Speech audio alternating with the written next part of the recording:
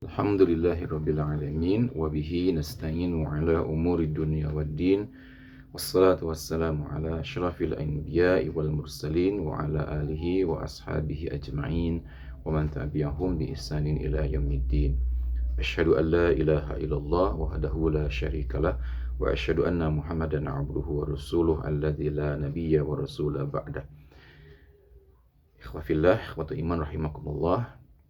Kita akan lanjutkan kembali kajian tentang fikih laki-laki yang mana pada hari ini menginjak ke pertemuan yang ke-8. Kemarin pertemuan yang ke-7 atau seri yang ke-7 kita membahas tentang perbedaan antara rojul dan zakar ya. Setiap rojul adalah zakar, tapi tidak setiap zakar itu rojul. Sifat rojul ya, rujulah itu bisa dimiliki oleh laki-laki dan juga bisa dimiliki oleh perempuan. Nah, sifat rujulah ini merupakan sifat mental, sementara zakar atau zukurah merupakan fisik ya atau jenis kelamin. Nah, kemarin kita sudah mengungkap ya istilah rujulah itu merupakan istilah yang berisi pujian atau sanjungan kepada laki-laki muslim, yang mana laki-laki muslim seharusnya selayaknya memiliki sifat keberanian, kekuatan, dan keteguhan ya. Dan tentunya ini menjadi karakteristik yang ada bagi seorang laki-laki muslim. Nah, di dalam Al-Quran ya, kita lihat di dalam Mu'jamul Mufahras ya, indeks ayat-ayat Al-Quran yang ditulis oleh Muhammad Fuad Al-Baqi, disebutkan di sana istilah laki-laki di dalam Al-Quran itu ternyata banyak sekali, kurang lebih ada 60 ayat yang mengungkap kata ini ya, kata rojul dalam bentuk mufrad, kata rojulani dalam bentuk musanna, dan juga kata rijal ya, kata rijal dalam bentuk jama, yaitu kurang lebih kalau dikumpulkan ada 60 ayat. Nah, tentu kita akan coba pilih salah satunya, yaitu kata rijal ya dalam Al-Quran, yang mana kita akan mengetahui bersama karakteristik dari laki-laki muslim yang direkam di dalam Al-Quran. Yang pertama kita temukan di dalam surah At-Taubah, surah ke-9 ayat 108, di mana di sini Allah Subhanahu wa taala menggambarkan tentang adanya laki-laki ya, adanya laki-laki yang mencintai kegiatan membersihkan dirinya ya. Seperti misalnya di sini disebutkan fihi rijalun yuhibbuna ayyatatahharu ya. Dalamnya ada beberapa laki-laki yang mencintai atau yang suka membersihkan atau mensucikan dirinya.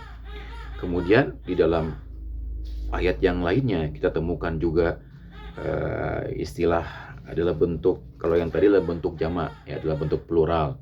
Nah, kalau yang di ayat yang lainnya di sini adalah bentuk mufrad ya, alaisa minkum rajulun rasyid ya. Ini merupakan ucapan dari Nabi Lut alaihissalam kepada orang-orang di zamannya, apakah tidak ada di antaramu seorang yang berakal ya.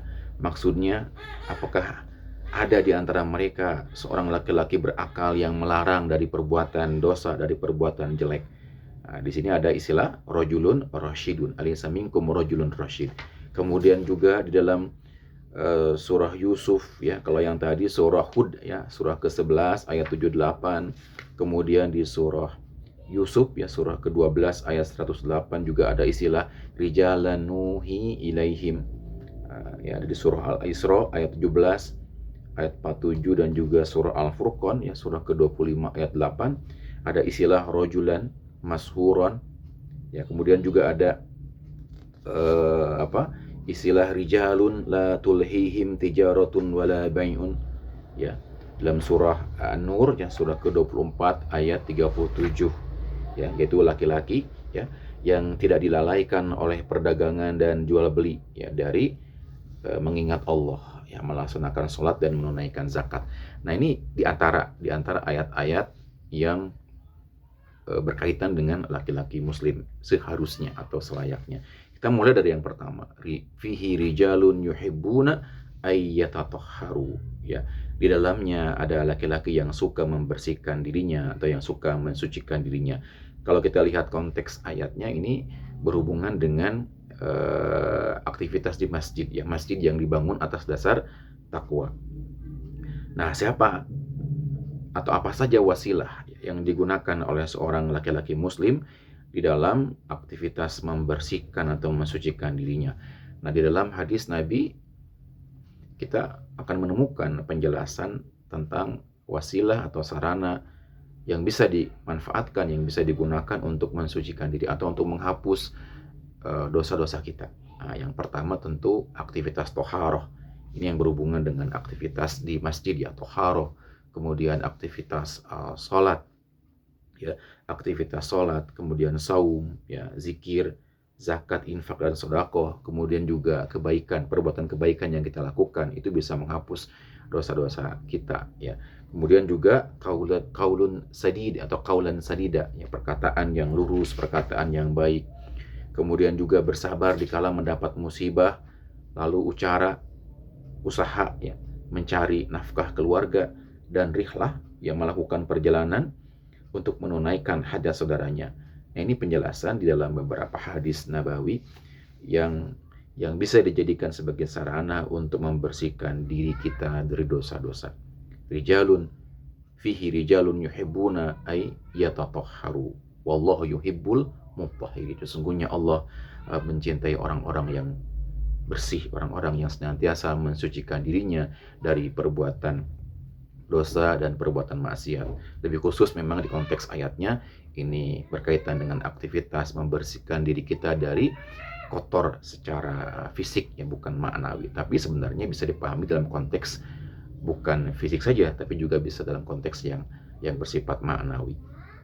Mudah-mudahan ada manfaatnya. Aku qouli hadza wa astaghfirullah li wa lakum. Wallahu a'lam bishawab. Assalamualaikum warahmatullahi wabarakatuh.